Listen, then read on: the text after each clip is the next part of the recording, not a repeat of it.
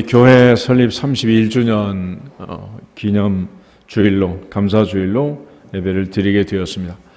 하나님의 은혜로 지난 세월 여기까지 인도하신 것을 감사하고 오늘도 모든 영광과 존귀를 하나님께 돌립니다. 더불어서 올 한 해도 변함없이 우리를 사랑하신 그 주님의 사랑과 은혜 안에서 모든 가정들이 평안하고 견고히 서고 든든히 설 수 있기를 주의 이름으로 축복합니다. 우리가 모든 일을 새롭게 시작하고 출발할 때, 무에서 유를 만들어내고 창조할 때 하나님이 쓰셨던 방법, 태초의 방법은 말씀이었습니다. 말씀. 또 우리를 구속하시고 주님이 십자가에서 피 흘려 죽으시고 우리를 살려내실 때 주님이 하셨던 일은 아버지 하나님 앞에 간절히 기도하는 일이었습니다. 어느 나라 어느 땅에서든지 우리가 새로운 시작, 새로운 출발을 하고 교회를 세우든지 가정을 이루든지 사업을 하든지 비즈니스를 하든지 무슨 일을 하든지 해야 할 중요한 일은 말씀과 기도, 말씀과 기도보다 앞서지 않는 것입니다. 말씀이 먼저고 기도가 먼저다. 할렐루야. 하나님께서 교회를 세우실 때 역시 그런 과정을 거쳤고 돌아보면 모든 것이 하나님의 허락하심과 인도하심이지만은 우리가 해야 할 중요한 일이 있습니다. 그것은 믿음으로 반응하는 일입니다. 가장 중요한 것은 하나님의 절대 주권, 하나님이 집을 세우시고 하나님이 지켜 주셔야 되겠지만은 또 하나 하나님이 아무리 말씀하셔도 거절하고 거부하는 자들에게는 뭘 할 수가 없어요. 또 하나님께서 우리에게 은혜를 주실 때는 구하라 그리하면 주시리라 하신 분명한 공식을 가지고 말씀을 하세요. 너희가 얻지 못하면 구하지 아니함이다 그랬습니다. 성경은 계속해서 우리에게 귀 있는 자는 들으라, 귀 있는 자는 성령이 교회들에게 하신 말씀을 들을지어다 라고 선포합니다. 하나님께서는 우리에게 자유의지라는 걸 주셨고 하나님께서는 절대로 우리에게 강요하거나 강제하지 않습니다. 하지 않겠다는 사람을 어떻게 어거지로 두들겨 패가지고 그렇게 하지는 않아요. 항상 자원에서 자발적으로 돌아오면 그때 하나님이 복을 주시고 은혜를 주시는 거예요. 그래서 하나님께서 주시는 이 불가항력적인 절대적인 은혜를 받은 가장 중요한 특징, 첫 번째는 뭐냐?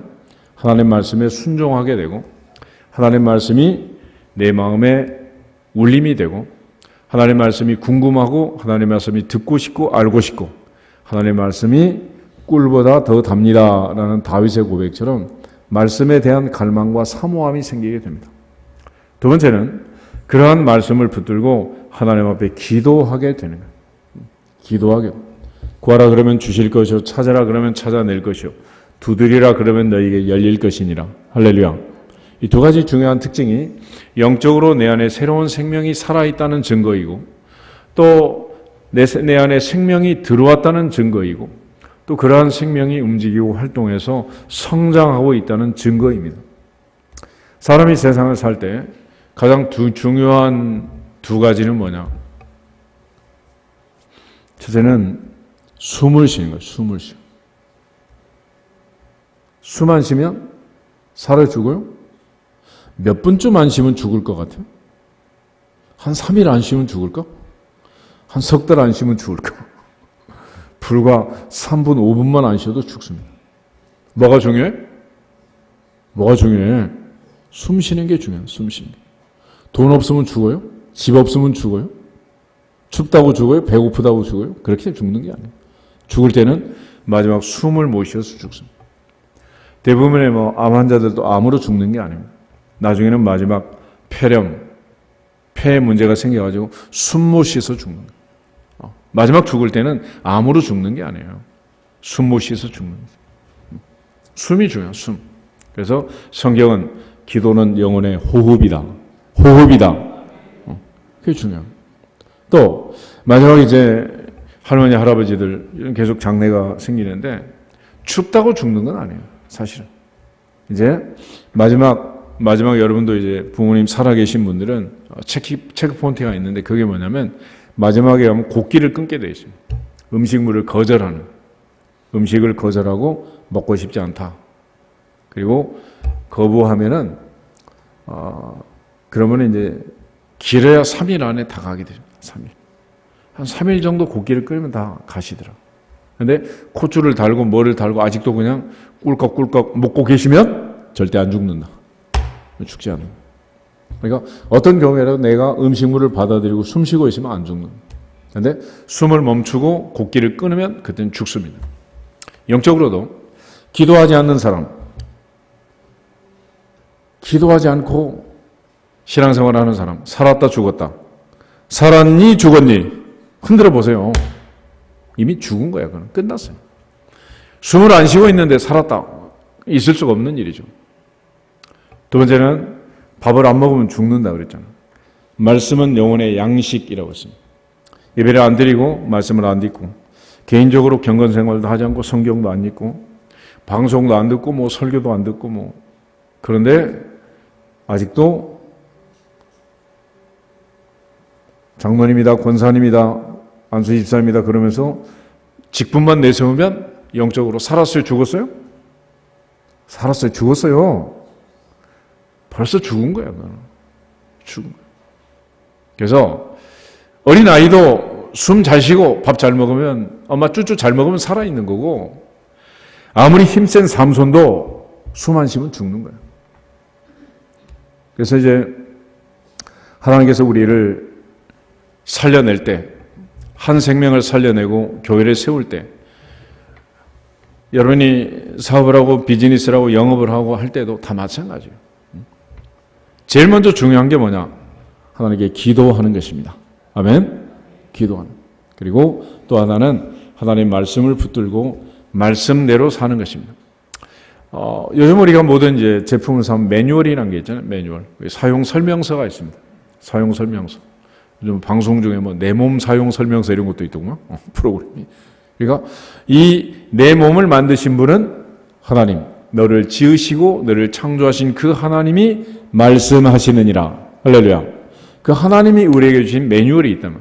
그러니까 인간이 어떻게 살아야 하느냐 하는 것을 하나님께서 이 말씀 속에 기록해 주신 거예요. 그러니까 이 매뉴얼을 읽지 않고 매뉴얼을 보지 않고 함부로 다루면 기계는 망가지게 되어 있는 거죠. 요즘은 제품들이 하도 이제 복잡해서 뭐 스마트폰 하나 사도 그 마음대로 이게 되는 게 아니잖아요. 매뉴얼대로 터치를 해야 이게 되는 거지. 그냥 가는 거야. 예전에 장난감들은 그저 뭐 기껏해야 뭐 아빠가 뚝딱뚝딱 맞추면 됐지만은 요즘은 전부 그 안에 이제 전자제품이 들어가 있어가지고 매뉴얼대로 하지 않으면 다 망가져.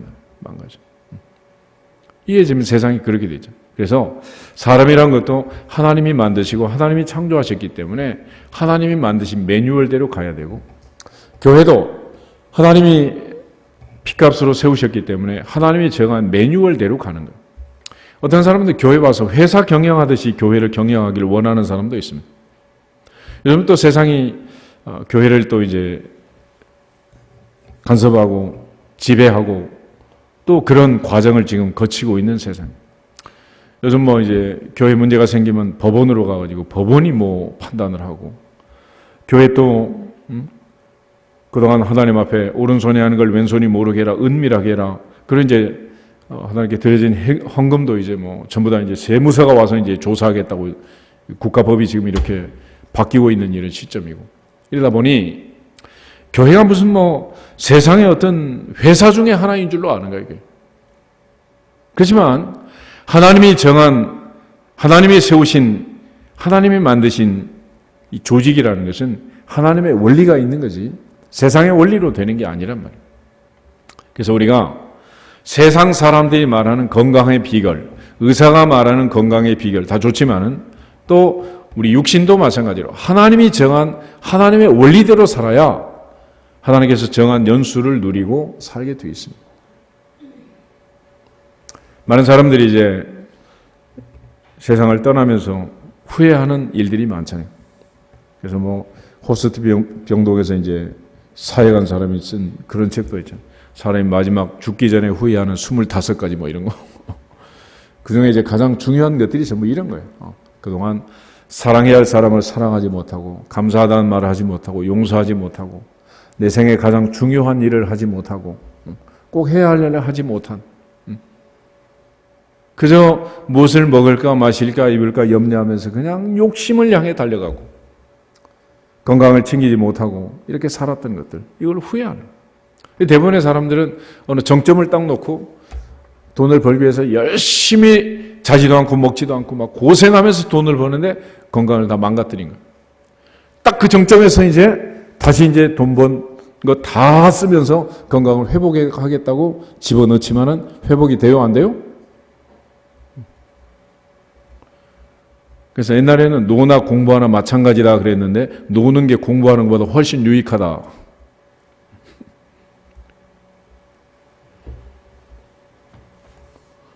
여러분도 우리나라 시스템 자체가 지금 그렇게 바뀌어가고 있는 것 같아요.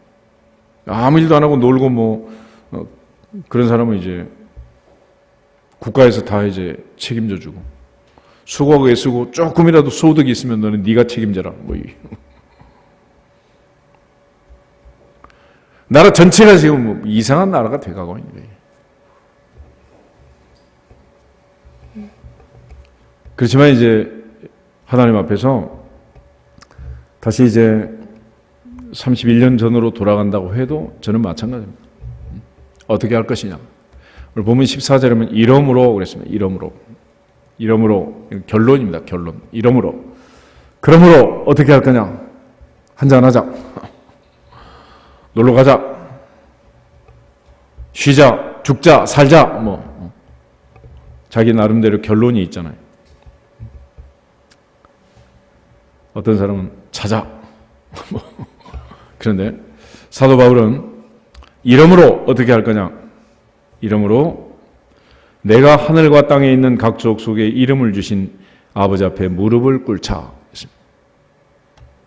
그러니까 바울의 결론은 기도였습니다. 기도. 그런데 오늘 에베소 3장 20절에 보면 우리 가운데서 역사하시는 능력대로 우리가 구하거나 생각하는 모든 것에 더 넘치도록 능히 하실 예게 이런 말씀하시는데 그래서 오늘은 넘치도록 주시는 하나님을 만나시기를 주 이름으로 축복합니다. 그래서 그 하나님 앞에 우리가 해야 할 일은 뭐냐? 이러므로 바울은 기도한다라고 말합니다. 우리 흔히 술 마시는 사람들 술 마시는 이유하고 기도하는 사람들 기도하는 이유는 똑같다 그러잖아요. 마시는 사람들은 기분 좋아도 한 잔, 기분 나빠도 한 잔. 그렇지? 잘 돼도 한 잔, 안 돼도 한 잔. 아들 합격해도 한 잔, 딸 떨어져도 한 잔. 항상 한 잔으로 끝나. 그런데 하나님의 백성들이 할 일은 항상 기도다. 결론은 기도밖에 없다. 기도 외에 다른 것으로는 이런 유가 나갈 수 없느니라. 할렐루야. 기도해야 돼. 잘 돼도 기도, 안 돼도 기도. 합격해도 기도, 불합격해도 기도. 기분 좋아도 기도, 기분 나빠도 기도. 기도하는 게 기도. 그래서 항상 하나님 앞에 영적 호흡이 그치지 않도록. 사도 바울은 그런 의미에서 쉬지 말고 기도하라 명령했습니다. 선지자 사무엘은 기도하기를 쉬는 죄를 범치 않겠다라고 말했습니다. 살아있는 동안은 하나님께서 우리에게 숨을 쉬도록 했어요. 숨. 그런데 이 숨 쉬는 방법에 따라서 동물의 세계에도 생명이 전혀 달라진대요. 600년씩 막 이렇게 사는 거북이들은 1분에 숨을 한 4-5번 그거밖에 안 쉰대. 우리는 막 얼마나 숨을 깔딱깔딱. 근데 조금 장수하고 오래 사는 숨쉬기 비법도 있다 그러잖아. 그런 긴 숨을 들이마시고 내쉬고. 단전호흡하라 그러죠. 복식호흡한다 그러죠. 복식. 누워있을 때는 사람이 배로 숨을 쉽니다. 근데 여러분 앉아있으면서 지금 가슴으로만, 배까지 숨이 내려가지 않고 가슴으로만 깔딱깔딱 하고 있으니까 이게 빨리 수명을 단축하는 거예요. 숨만 잘 쉬어도 오래 산대요. 숨만 잘 쉬어도. 그러니까 가능하면 하나님 앞에 기도 시간을 정해서 기도하는 시간을 길게 늘리시면 오래 살게 되는 거예요. 그러니까 숨 쉬는 게 굉장히 숨 쉬는 게. 숨 그냥 쉬는 것 같지만 그래서 운동할 때는 내가 숨을 꼭 그렇게 쉬고 싶지 않아도 깊이 들이쉬고 깊이 내쉬고 격렬한 운동을 하면 할수록 숨을 깊이 들이쉬고 깊이 내쉬고 그렇게 돼 있잖아요. 그죠? 마찬가지로 우리가 신앙생활 하면서도 영적으로 심각한 문제가 생기면 깊은 기도를 하게 되고 별로 못하라고 기도할 제목이 없으면 하나님 땡큐 그러고 밥 먹고 그냥 끝나는 거죠. 그래서 하나님께서 주시는 그 은혜대로 바울은 항상 그러므로 나는 기도한다. 그러므로 기도한다. 아멘. 결론은 항상 기도다. 그래서 무슨 일이 있든지 무슨 연려가 있든지 부부싸움을 하든지 부부가 대화를 하든지 집안에 문제가 있든지 없든지 항상 결론은 뭐냐? 그러므로 기도하는 거예요. 아멘. 인사하겠습니다. 그러므로 기도합시다. 아멘. 전도회를 하든 뭐를 하든 목장을 하든 마찬가지야. 어쩌고 저쩌고 어쩌고 저쩌고 지지배배 누가 무슨 얘기를 했든지 그 일을 아름답게 마무리하려면 그 중에 권사님 한 분이 결론을 내리면 되는 거예요. 그러므로 뭐 하자고? 그런데 우리는 그러므로 카페에 가서 2부 순서하자. 그리고 2시간 동안 더 떠드는 거예요. 막. 그게 답이 없는 거지. 끝이 없는 수렁으로 빠지는 거예요. 예를 들어 뭐 교회가 어쩌고 저쩌고 목사님이 어쩌고 저쩌고 그러면 그 중에 한 분이 그러므로 기도합시다. 그렇게 결론을 내려주면 얼마나 좋겠어. 근데 계속해서 3부 4부 순서로 가면 어떻게 돼? 배가 산으로 가는 거지 이제. 집안도 똑같습니다. 가정도 마찬가지. 아들이 어떠고 딸이 어떠고 어쩌고 저쩌고 얘기하고 그러므로 뭐 하자? 기도하자. 그러면 하나님 앞에 답이 있는 거예요. 그런데 답도 내릴 없고 답도 내릴 줄 없고 답도 찾을 수 없는 능력도 없는 애들끼리 모여가지고 지지배배 그러면 답이 있어 없어? 더 깊은 수렁으로 빠지는 더 깊은 수렁. 끝이 없단 말이에요. 그래서 성경은 항상 결론을 내립니다. 그러므로 뭐 하자? 기도하자. 아멘? 그러면 사는 거예요. 두 번째는 기도의 이 중요한 자세입니다. 자세. 그럼 어떻게 기도하라는 거냐? 이럴 때 사도 바울은 첫째는 그러므로 기도하자 그랬지만 두 번째는 뭐냐? 내가 그랬습니다. 내가 기도하자. 누가 기도하자? 내가 기도하자. 아멘? 누가 해야 돼? 내가 해야 돼. 내가. 아들하고 실컷 붙들고 공부해라. 엄마가 1시간을 얘기했습니다. 결국 공부는 누가 해야 돼? 내가 해야지. 내가. 그치? 엄마가 해야 될 공부는 엄마가 해야 되고 아들이 해야 될 공부는 아들이 해야 되고 공부는 내가 해야 되는 거야. 내가. 근데 우리는 항상 나는 하지 않고 누구 보고만 하라 그래? 너 보고만 하라 그러니까 절대 안 하는 거지. 그래서 이제 엄마는 TV 보고 아들은 공부해라 그러면 아들이 공부할까 안 할까? 절대 안 하지. 한석봉이 엄마처럼 떡을 썰든지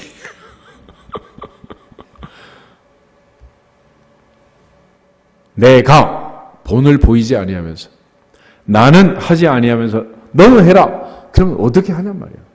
할 수 없는 거죠. 그래서 오늘부터 이제 아들, 딸 공부시키기를 원하는 분들은 오늘부터 공부를 시작을 하세요. 동네 뭐 영어 학원도 많고 중국어 학원도 많고 뭐 요즘 학원이 얼마나 많아. 그지? 이 동네는 학원밖에 없는데 이 학원 많은 동네에서 놀기만 하면 되겠어? 학원 가기 싫으면 구청 가도 프로그램이 많습니다. 요즘 뭐. 가기 싫으면 백화점에 가도 많아. 공부를 하라고, 공부를. 학교가도 있습니다. 평생교육원 그래가지고. 평생. 어느 학교나 다 있어요. 올 봄에는 캠퍼스로 나들이를 하시든지. 그러니까 누가 먼저 해야 되는 거예요? 내가 하는 거예요. 내가. 기도도 똑같습니다. 너는 해라. 나는 뭐 기도 제목은 부탁하고 기도해 주세요. 그런다고 되는 게 아니에요. 내가 하는 거예요. 다시 한번 결론을 내리고 우리 인사하겠습니다. 그러므로 내가 기도합시다. 아멘. 내가 해야 돼. 내가. 세 번째는 누구에게 기도하느냐. 이 굉장히 중요한데 바울은 이러므로 내가 하늘과 땅에 있는 각 족속에게 이름을 주신 아버지 앞에 무릎을 꿇고 빈다 그랬습니다. 다 중요한데 그 중에 가장 중요한 말은 아버지라는 말. 아버지. 그래서 예수님께서는 너희는 이렇게 기도하라. 하늘에 계신 우리 아버지요. 그랬습니다. 아버지요. 아버지요. 우리가 신앙 고백할 때마다 전능하사 천지를 만드신 하나님 아버지를 누가 믿는다? 내가 믿는다 그랬죠. 나는 전능하사 천지를 만드신 하나님 아버지를 믿습니다. 하나님 아버지를 내가 믿습니다. 그러니까 바울의 결론도 그거야. 이러므로 내가 아버지 앞에 무릎을 꿇고 빈다. 이게 이제 기도되는 가장 바른 기도의 자세가 되는 거예요. 하나님 아버지 앞에 기도한다는 것은 상대적 개념입니다. 내가 상대를 아버지라고 부르면 나는 누가 되나? 나는 자녀가 되는 거잖아요. 그죠? 아무 아저씨나 붙들고 아버지 그러는 사람이 세상에 누가 있겠어? 그죠? 옆집 아저씨 보고 아버지 그러는 애들이 있겠나? 그러진 않지. 내가 선생님 그러면 나는 학생인 거지. 그죠? 학생도 아닌데 뭐 선생님 그런 아이가 누가 있겠어? 그래서 주는 나의 그리스도십니다. 나의 구주십니다. 하나님의 아들이십니다. 주는 그리스도시요 살아계신 하나님의 아들이십니다. 나의 주, 나의 하나님이십니다. My Lord, my God. 의심 많은 도마라도 그렇게 고백할 때는 그의 마음에 깨달음이 확 밀려오는 거예요. 나는 죄인입니다. 라는 사실을 전제로 하고 주님, 구세주, 구주라는 말을 하는 거죠. 내가 죄인이 아닌데 그분한테 구세주라고 말할 수 있겠어요? 그럴 수는 없는 거죠. 그래서 하나님은 영접하는 자 곧 그들의 이름을 믿는 자들에게는 하나님의 자녀가 되는 뭐 주신다?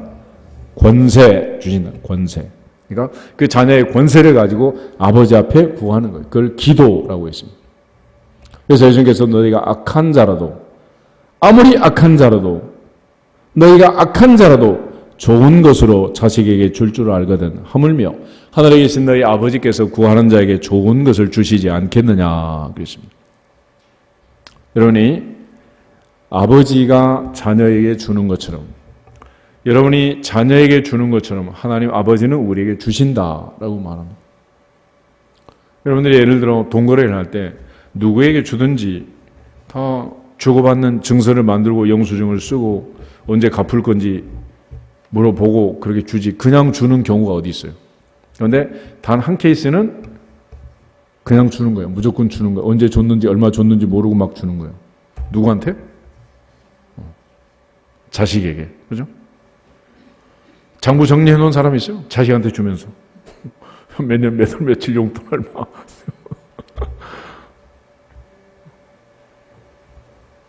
그래서 오늘 이제 바울이 우리가 사는 법, 숨쉬고 기도하는 법, 영적으로 호흡하는 법을 알려주는 거예요. 이러므로 내가 하늘과 땅에 있는 각 족속의 이름을 주신 아버지 앞에 무릎을 꿇고 빈다. 그래서 그러므로 내가 아버지 앞에 기도하자. 아멘. 이제 바울이 우리에게 가르쳐준 또 우리가 평생 실천해야 할 가장 중요한 기도의 공식, 기도의 자세라는. 그러므로 내가 아버지 앞에 기도합시다. 아멘. 그러면 인사하겠습니다. 그러므로 내가 아버지 앞에 기도합시다. 아멘. 보통 이제 사람이 기억할 수 있는 한계가 세 단위래, 세 단위. 그래서 옛날에 전화국 번호는 세 자리였잖아. 네 자리가 되니까 이제 못 외워. 스마트폰이 외우는 거지. 우리 머리는 한계가 있어가지고 네 가지, 다섯 가지는 벌써 이제 헷갈리기 시작하는. 세 가지만. 그러므로 기도하자. 내가 기도하자. 아버지 앞에 기도하자. 아멘. 기도하는 법은 그러므로 내가 아버지 앞에. 아멘. 두 번째 이제 바울이 기도했던 기도 제목들이 있습니다. 그럼 뭐라고 기도하는 거냐? 뭐라고 기도하는 거냐? 그럴 때 기도는 바울은 첫 번째 기도 제목이 16절에 보면 그의 영광의 풍성함을 따라 그의 성령으로 말미암아 너희 속사람을 능력으로 강건하게 하시오며 그랬습니다. 거기 이제 건강이란 말이 있습니다. 건강. 많은 사람들이 새해가 되고 또 소원을 들어보면 건강하기를 원하는 것 같아요. 건강. 그죠? 또 건강할 때는 잘 건강이 얼마나 소중한지 모르지만 건강을 상실하고 나면 건강이 전부라고 얘기를 하는 사람들이 많아. 병원에 가면 그런 글을 써놓은 병원들이 있잖아요. 돈을 잃으면 조금 잃는 것이고 명예를 잃으면 많이 잃는 것이고 건강을 잃으면 다 잃어버리는 것이다. 다 잃어. 그래서 건강이 얼마나 중요한가라는 걸 얘기하는데 요즘은 이제 그 건강에 대해서도 단순히 눈에 보이는 육신의 건강 이게 전부가 아니고 전인 치유, 전인 건강을 얘기합니다. 그러니까 마음이 건강하고 몸이 건강하고 건강한 정신, 건강한 육체, 건강한 정신 세상은 그렇게 얘기하잖아. 그런데 사도 요한 3사에서 기도하는 걸 보면 가요를 위해서 기도할 때 내 영혼이 잘됨 같이 범사가 잘되고 강건하기를 내가 기도한다. 건강하기를 기도한다. 그러니까 우리는 영적으로 내 영혼이 건강해야 돼. 영혼이. 할렐루야. 그래서 여호수아에게도 하나님께서 모세가 죽은 다음에 부탁을 합니다. 강하고 담대하라. 두려워하지 말고 놀라지 마라. 내가 너와 함께한다. 할렐루야. 거기서 강하고 담대하라. 두려워하지 말고 놀라지 말라. 이거는 육신의 건강도 중요하지만 뭐가 중요하다는 거요? 영혼의 건강이 좋은 영혼의 건강. 그러니까 사람이 그 옛날에도 뭐 호랑이한테 물려가도 정신 차려야 산다 그랬잖아. 정신줄을 놔버리면 죽는다. 요즘 이제 모든 그 시스템 자체가 이제 하드웨어가 중요하지만 소프트웨어가 들어가서 이제 움직이는 거 아니겠어요? 달나라, 별나라, 화성, 금성, 토성 인공위성들을 보내고 사진을 찍어서 보내고 하는데 그렇게 할 수 있는 이유가 뭐겠어요?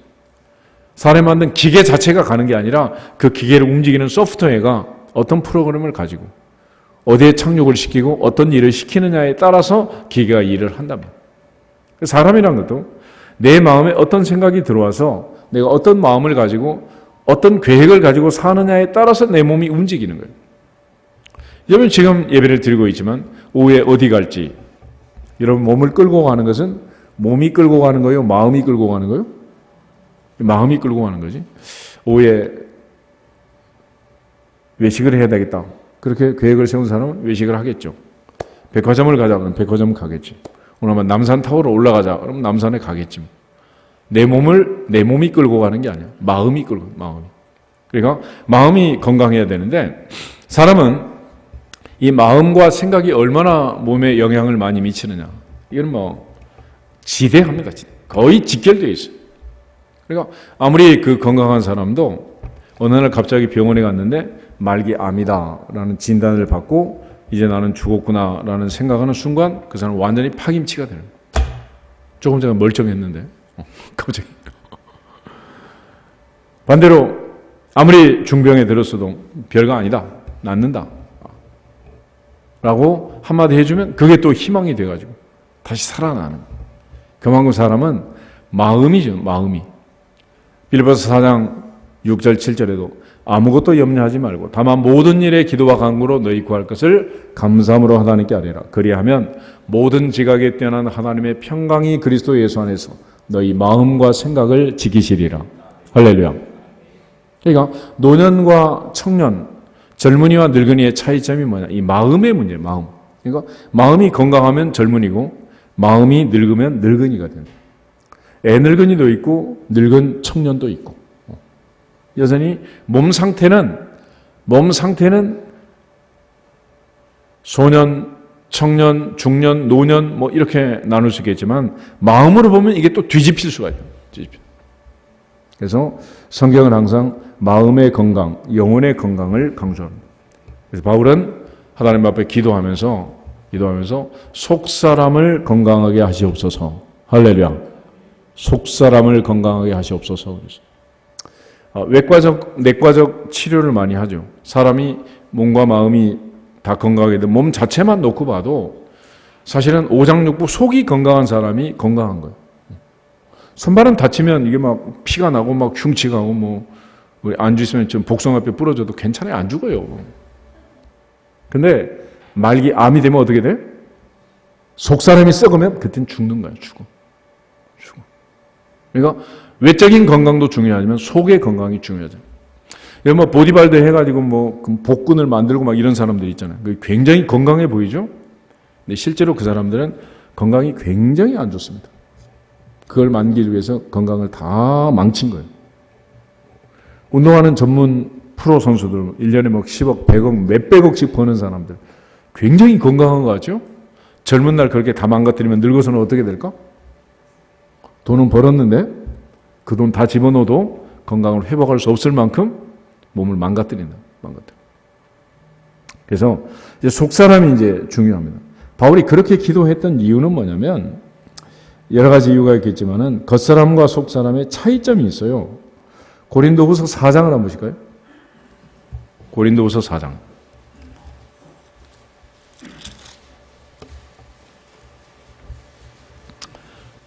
16절. 한 절만 보겠습니다.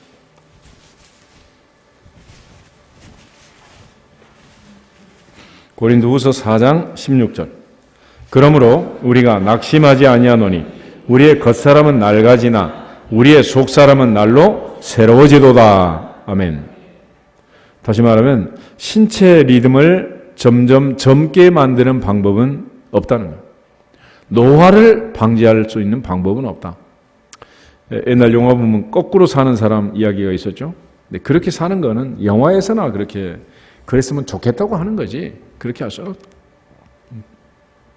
그러니까 그 사람은 나이에 따라서 아무리 뭐 우리가 뭐 화장을 하고 변장을 하고 보톡스를 맞고 막 20살짜리처럼 팽팽하게 만들려고 해도 한계가 있는 거예요. 겉사람은 점점 낡아지고 후패해진다. 그러나 속사람은 얼마든지 새로워질 수가 있다는 거예요. 새로워질 수가 있다. 그래서 사도 바울은 이 속사람이 건강하도록 그렇게 기도를 하는 거예요. 하나님 앞에서 올 한 해도 신체 나이는 한 살을 더 먹고 어떤 사람은 우리 떡국을 거부한다 그러냐? 나이 안 먹는다고. 그런다고 해서 안 먹어지냔 말이에요. 그러나 속사람은 새로워질 수 있다 없다? 있다는 거예요. 그래서 속사람이 속사람. 그러니까 마음이 건강하고 속사람이 건강하면 여러분이 이제 나이가 많이 들어도 그야말로 100세 시대를 이제 행복하게 사는 것이고 지금 벌써 이제 늙어서 희망이 없고 꿈이 없고 비전을 다 놔버리면 그때는 이제 소망이 없어서 희망이 없어서 그냥 숨쉬기 운동하고 있는 거지 사는 게 아니죠. 그렇게 사는 건 의미가 없잖아요. 그죠? 그래서 마지막 순간까지 건강하게 특별히 겉사람과 더불어 속사람이 건강할 수 있기를 축복합니다.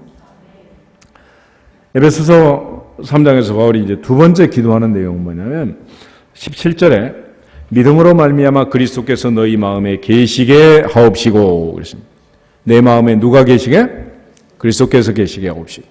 그리스도의 내주 주님이 내 안에 내가 주님 안에 있는 주님이 내 안에 내가 주님 안에 있는 이런 삶을 두 번째로 바울이 기도했어요. 속사람이 건강하려면 속사람의 주인이 들어오셔야 될 거 아니에요. 그래서 그 주인으로 주님을 모시자. 계시록 3장 20절에 가면 내가 문 밖에 서서 두드리노니 누구든지 내 음성을 듣고 문을 열면 나는 그에게로 들어가 그로 더불어 먹고 그는 나로 더불어 먹으리라. 그래서 마음을 열고 주님을 모시기를 축복합니다. 주님 모시는 것. 그래서 주님을 모시고 사는 자의 삶, 그 삶을 사도 바울은 갈구했고 그렇게 사는 것이 얼마나 중요한가를 바울은 깨달은 거예요. 갈라디아서 2장 20절에 사도 바울은 주님 모시는 삶을 이렇게 말합니다. 내가 그리스도와 함께 십자가에 못 박혔나니 그런즉 이제는 내가 사는 것이 아니요 오직 내 안에 그리스도께서 사시는 것이라. 이제 내가 육체 가운데 사는 것은 나를 사랑하사 나를 위하여 자기 자신을 버리신 하나님의 아들을 믿는 믿음 안에서 산다 그랬습니다. 요즘도 이제 종부들, 효부들이 있잖아요. 몇 대 할머니, 할아버지 다 모시고 사는 그 효부 며느리들이 있는데, 요즘은 여러분 절대 며느리하고 같은 집에 못 삽니다. 이유를 아시죠? 둘 중에 하나가 죽어야 되는데 둘 다 펄펄 살아있기 때문에 같이 못 사는 거예요. 근데 둘 중에 하나가 죽으면 괜찮아요. 시어머니가 아예 그냥 누워가지고 말씀도 안 하시고 병치레만 하고 있으면 그런 시어머니 모시기가 괜찮아요. 이리저리 다니면서 이거 나라 저거 나라 그런 시어머니 모시기가 힘들어.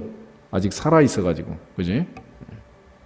반대로 옛날에는 딸을 시집 보내면 죽어라 그랬잖아. 3년은 벙어리하고 3년은 소경하고 3년은 귀머거리하고 한 9년은 죽어라. 그러면 시어머니 그 안에 죽는다.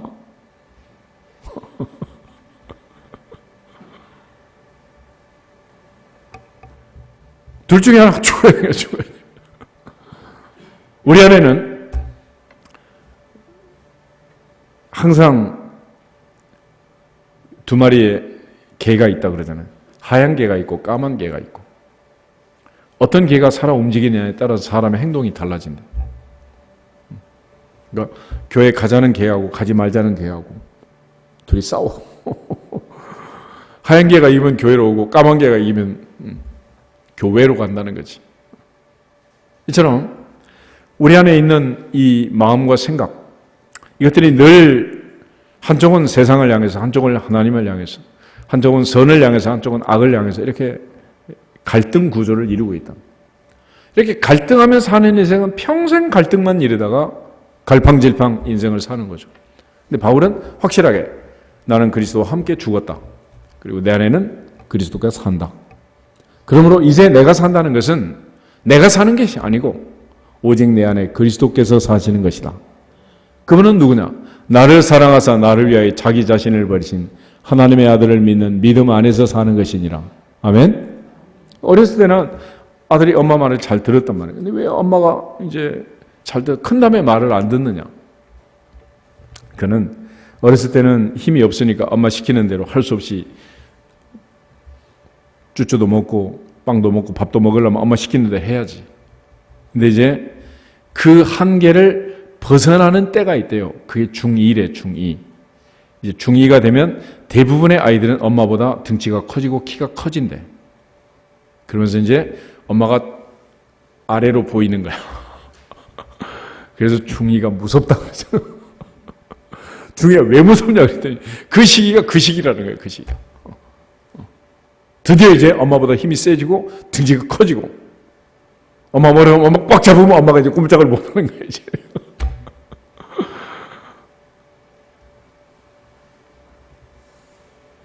마찬가지로 세상을 향한 내 욕망이 하나님을 향한 믿음보다 커지면 교회로 오지 않고 교회로 나가게 돼 있다. 교회로. 그래서 바울은 내 안에 그리스도께서 사시기를 원합니다. 나는 죽고 내 안에 주님이 살기를 원합니다. 할렐루야. 간절히 기도를 한 거예요. 우리 평생 내 안에는 주님이 살기를 축복합니다. 그런데 오늘 시인이 쓴 시를 보면 그러잖아요. 내 안에는 나만 있는 게 아니다 그러지. 내 안에는 나만 있지 않다는. 심리학적으로는 다중인격이라 그러는데 한 50명이 들어있는 사람도 있대. 변신의 변신을 거듭하는 케이스 바이 케이스로. 어떤 사람 보면 정말 이 사람 보면 이렇게 말하고 돌아서는 딴소리하고 뒤통수 때리는 이런 사람 많잖아. 정말 이제 다중인격, 심리학적으로 이제 불안한 그런 상태가 되는 건데 이걸 한 방에 해결하는 방법은 뭐냐? 내가 그리스도와 함께 죽으면 되는 거예요. 그리고 그리스도께서 내 안에 살면 되는 거예요. 바울은 그걸 위해서 간절히 기도하는 거예요. 그걸. 그러니까 사람이 이렇게 저렇게 여러 가지 변덕을 부리고 뭐 참 이상한 사람이다 뭐 이렇게 우리가 평을 하는 그런 사람들이 있잖아요. 그런데 그는 지 안에 아직도 여러 가지 다중인격이 들어있는 거예요. 그걸 성장 과정에서 할아버지 만날 때는 이렇게 하고 할머니 말 이렇게 하고 고모 만났을 때 이모 만났을 때 그래 용돈이 나오니까 막 잔머리를 굴리고 이렇게 극히는 애들은 이제 다중인격이 점점 많아지는 거예요.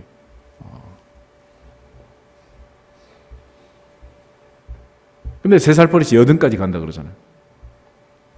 근데 굳이 그럴 필요는 없는 건데. 그래서 이걸 이제 해결하는 방법은 내가 그리스도와 함께 죽고 그리스도를 내 안에 모시면 주님이 나의 주인이 되면 결정권을 주님께 드리면 주님 뜻대로 살면 할렐루야. 그때는 이제 모두 다 주님이 원하시는 그런 단정한 삶을 살게 된다는 거죠. 그런데 그러지 않으면 또 이제 갈등을 일으키는 거예요. 매번 주일만 되면 이제 교회를 가느냐 교회로 가느냐 계속 갈등을 하면 이게 어떻게 되겠어요? 힘들어지죠. 그래서 바울의 두 번째 기도 제목은 속사람의 건강과 더불어서 주님이 내 안에 계시기를 원한다. 세 번째 기도 제목은 뭐냐면 사랑을 깨닫고 사랑을 알기를 구했어요. 우리 17절 중간에 보면 너희가 라는 말인데 거기서부터 19절까지 한번 보겠습니다. 너희가 사랑 가운데서 뿌리가 바뀌고 터가 굳어져서 능히 모든 성도와 함께 지식에 넘치는 그리스도의 사랑을 알고 그 너비와 길이와 높이와 깊이가 어떠함을 깨달아 하나님의 모든 충만하신 것으로 너희에게 충만하게 하시기를 구하노라. 아멘. 한마디로 하나님의 사랑, 그리스도의 사랑을 알기를, 깨닫기를 위해서 기도했습니다.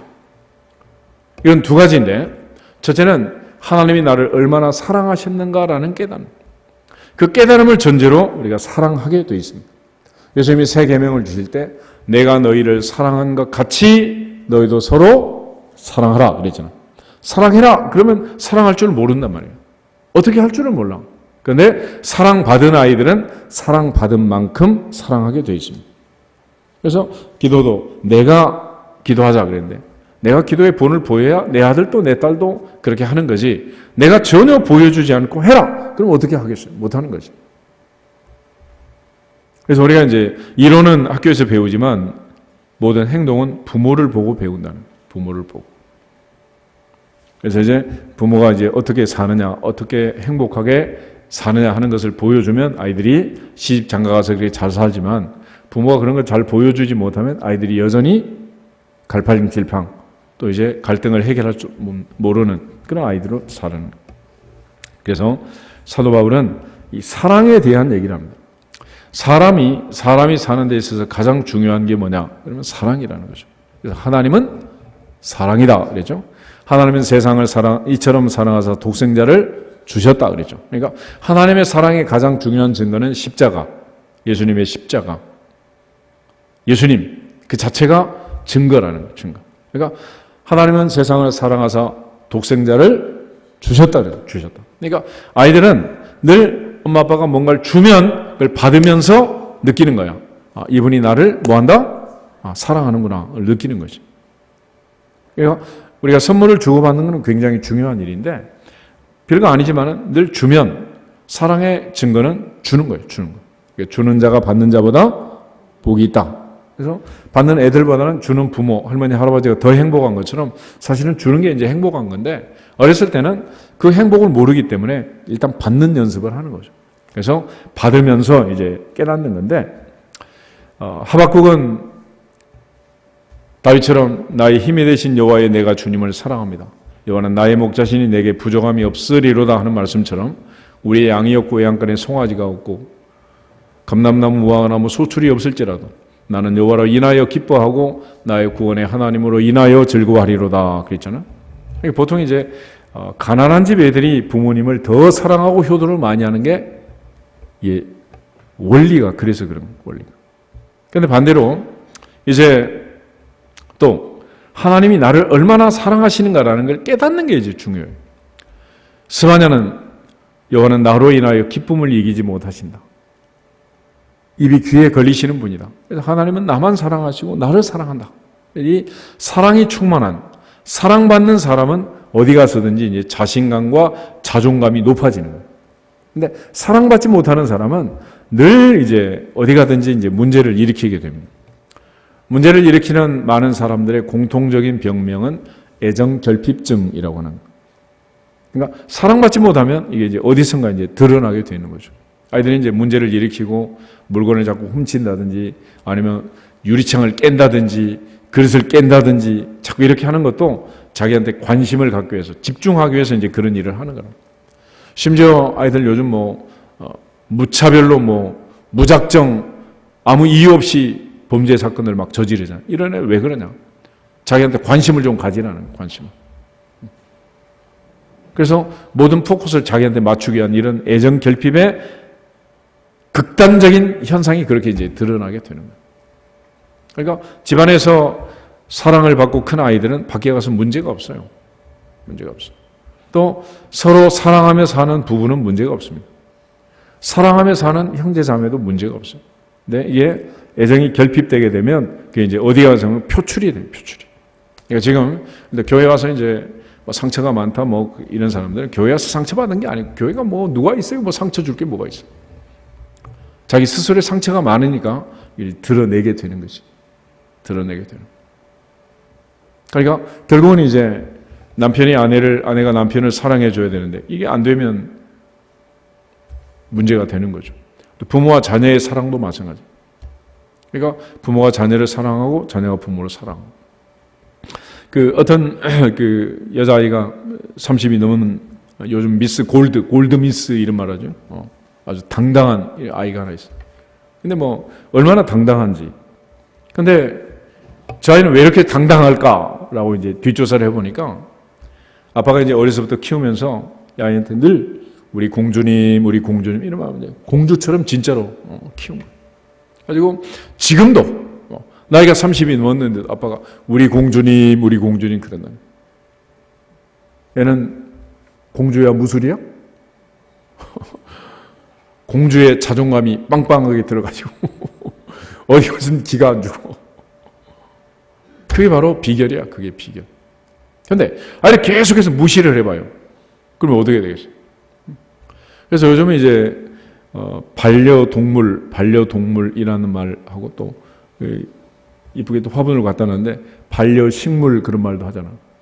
근데 애들 갖다 놓으면 애들이 이 안에 뭐 햇빛도 안 들어오고 공기도 아무것도 안 들어오는데 애가 뭐 죽을 것 같은데 안 죽더라고. 왜 안 죽는지 아세요? 얘가 제일 가까이서 은혜를 제일 많이 받거든.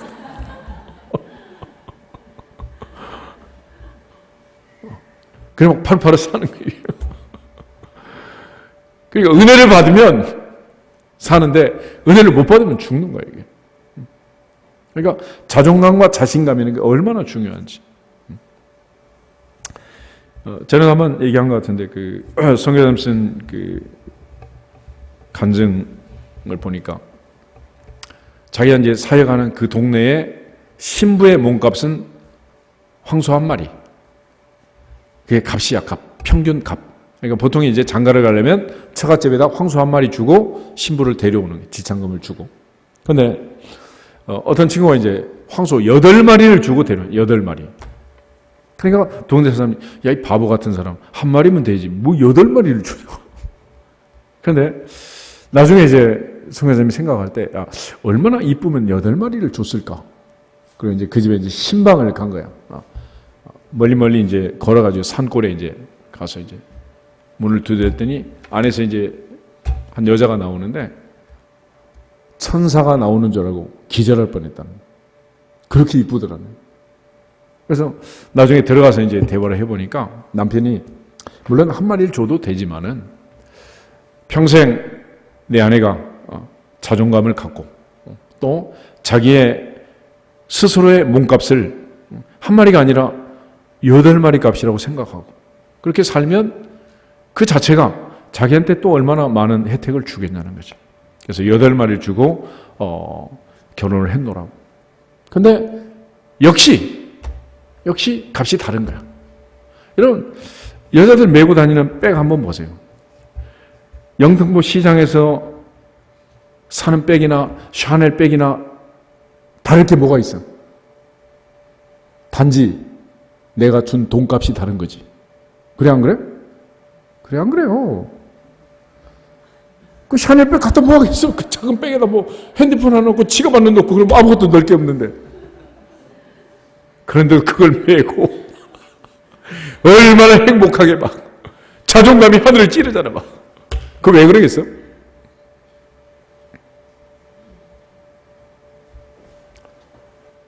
그 자체가 뭐냐면 이제 사랑이라는 거예요. 사랑.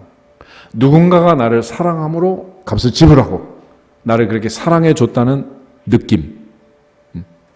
소위 말하는 심쿵하고 들어온 나를 감동시키는 감격해하는 그 사랑이 거기에 들어갈 때 이게 의미가 있는 거지. 그래서 사도 바울은 그 사랑을 우리가 알고 살기를 원하는 거예요. 사랑. 하나님이 나를 얼마나 사랑하셨는가. 아멘. 그러니까 바울은 예수님이 이 땅에 오셨다라는 사실을 어떻게 받아냈느냐. 나를 사랑하사 나를 위하여 자기 자신을 버리신 하나님의 아들. 예수님은 누구 때문에 죽었다고? 나 때문에. 누구를 사랑하셔서? 나를 사랑하셔서. 그걸 알기를 바울은 간절히 원한 거예요. 올 한 해는 주님의 그 사랑을 깨닫고 하나님의 자녀의 권세를 누리기를 축복합니다. 자녀로 태어났다고 다 자녀가 아니잖아요. 하나님이 나를 얼마나 사랑하시는 나를 모르니까 늘 그냥 상처받았다 그러고 맨날 그러는 거지. 이제는 하나님 앞에서 그 풍성한 사랑, 넘치는 사랑을 확신하기를 주님의 이름으로 축복합니다. 내가 너희를 사랑한 것 같이 너희도 서로 사랑하라 그랬는데 나를 얼마나 사랑했는가라는 그 사실을 깨닫는 만큼 우리가 사랑할 수가 있는 거죠.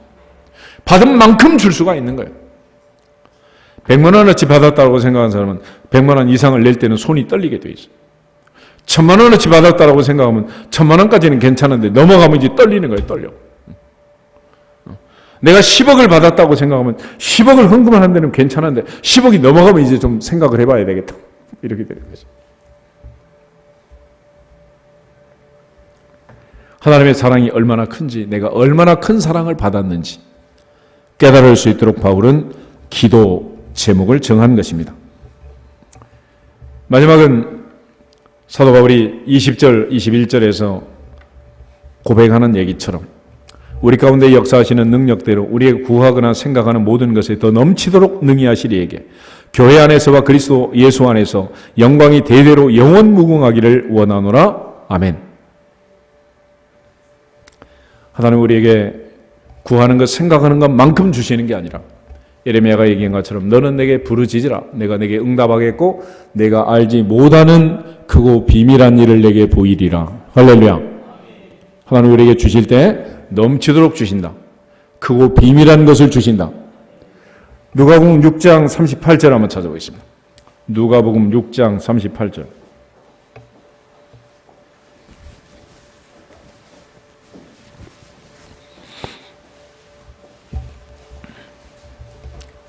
누가복음 6장 38절 한 절만 읽겠습니다. 같이 읽겠습니다. 주라 그리하면 너희에게 줄 것이니 곧 후히 되어 누르고 흔들어 넘치도록 하여 너희에게 안겨주리라. 너희가 헤아리는 그 헤아림으로 너희도 헤아림을 도로 받을 것이니라. 아멘. 하나님 얻을 만큼 주신다고? 누르고 흔들어 넘치도록 넘치도록. 좋은 땅에 뿌렸다는 것은 말씀을 듣고 깨닫는 자니 결실하여 어떤 것은 100배, 60배, 30배가 된다 그랬습니다. 최소 30배. 30배가 퍼센트라면 3000%, 3000%. 요즘은 이자가 3% 왔다 갔다 하는데 3% 가지고 언제 뭘 어떻게 되겠어요? 하나님 주실 때 최소가 3000%. 할렐루야. 30배가 됩니다. 30배. 여러분의 11조가 30배 되기를 축복합니다. 이게 최소야, 최소. 특별히 하나님께서 우리에게 주시는 약속. 야고보는 너 중에 누구든지 지혜가 부족하거든 모든 사람에게 후히 주시고 꾸짖지 아니하시는 하나님께 구하라 그리하면 주시리라. 할렐루야. 하나님은 넘치도록 주시고 후하게 주시고 누르고 흔들어 넘치도록 안겨주시고 할렐루야. 최소 3000%를 주시고 할렐루야. 이게 넘치도록 주시는 하나님. 우리는 힘이 없어서 자식이 그렇게 못 주지만 전능하신 하나님은 모든 것이 자기 것이니 하나님을 감동시키는 자에게 하나님을 기쁘시게 하는 자에게 넘치도록 주심을 믿습니다. 믿음이 없이는 기쁘시게 못하나니 하나님께 나가는 자는 반드시 그가 계시는 것과 또한 그가 자기를 찾는 자들에게 상 주시는 이심을 믿어야 할지니라. 믿어야 할지니라. 하나님의 은혜를 주셔서 31년 전에 개척을 할 때 처음에 비상가 2층 구석자리에 실평수 11평 그 방에서 시작을 했는데 그때 1,500에 월세 40에 시작했습니다. 하나님께서 오늘까지 주신 은혜를 돈으로 계산한다고 해도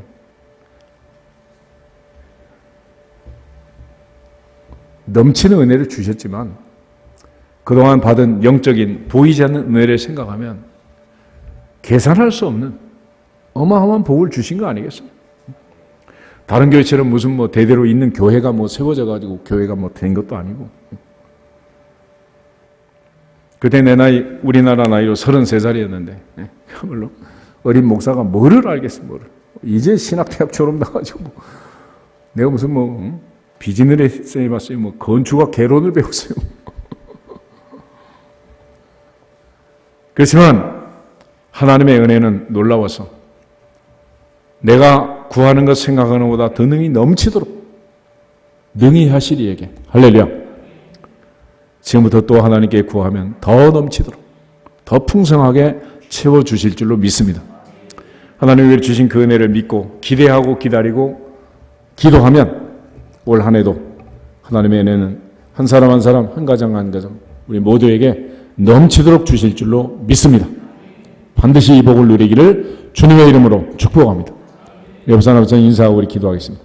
넘치도록 주시는 하나님께 기도합시다. 아멘.